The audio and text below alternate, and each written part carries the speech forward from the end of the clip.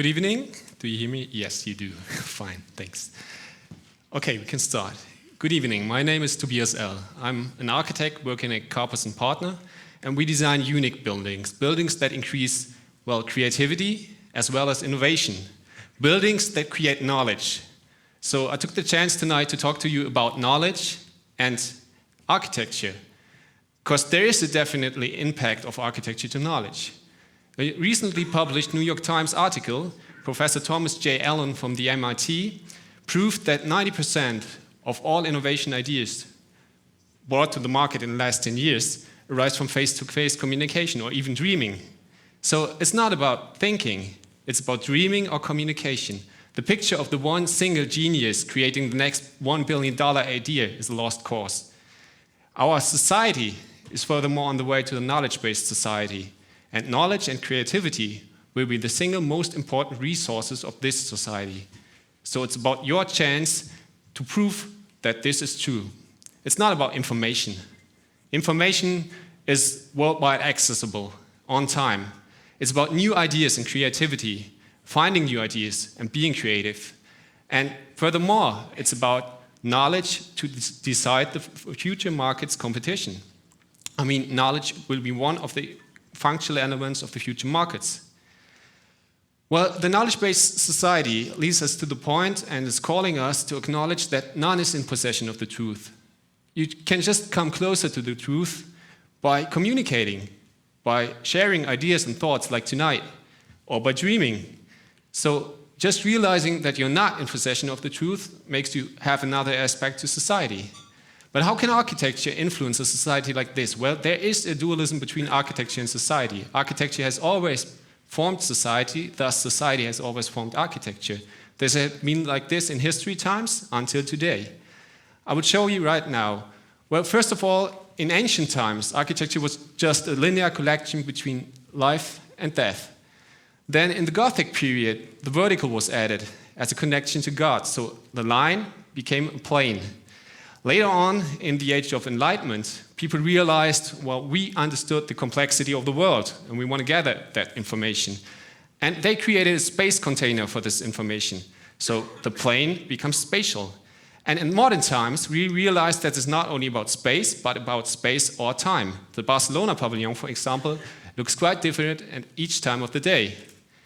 So what about our society, the knowledge-based society? Well, it's still about space or time, but in my opinion, it's about space and time, meaning synchrony. Perfect picture of this would be the human brain. Only the synchrony in between the neural connection of the brain causes new ideas, causes creativity, and causes innovation. So that's a perfect picture one might transfer into architecture. This is, a study we did in the city of Aachen. The study shows the density of people transferring to the speed of people. So it's a direct indicator for social interaction in an urban environment. Density, space, and speed, time, which is last but not least, synchrony. I'd like to show you with some projects we did what this knowledge-based architecture is founded on in realization. Well, first of all, the first project is a project we did for the company Zeiss. Zeiss decided in the financial crisis we heard about today a few times not to invest into, product or laboratory buildings, but to invest into a new corporate restaurant. And we invented a space which offers a variety of possibilities of communication with scientist lounges, with a herbal garden on the rooftop, with communication hotspots. The second project I'd like to show you is for the for the corporate company of Kia Gen in Düsseldorf. We designed a whole new campus of communication for them. A campus which offers, meeting zones as well as communication zones. And in the inside, you get sushi lounges for scientists and even a run and field track throughout the laboratory. So the scientist can watch his, science or his studies. And looking at that picture, one might not say that this is a manufacturing building.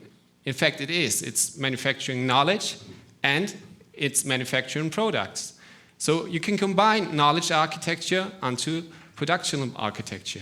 The third example is a building for the Max Planck Solar Institute. we invented last year. It is an institute building which is founded on the ideas of knowledge architecture. There's a huge amount of transparency and of workship, which is a key effect of this architecture. On the ground level, there's exhibitions, there are cafes, there's a lounge, there's a meeting zone, and even, well, an audience zone. And on the upper level, you have a kindergarten implemented, well, you have a fitness center implemented. So the whole life can take its place in this building. Well, the challenging thing with knowledge architecture is that buying a simple toaster will end you up with a 500-page manual.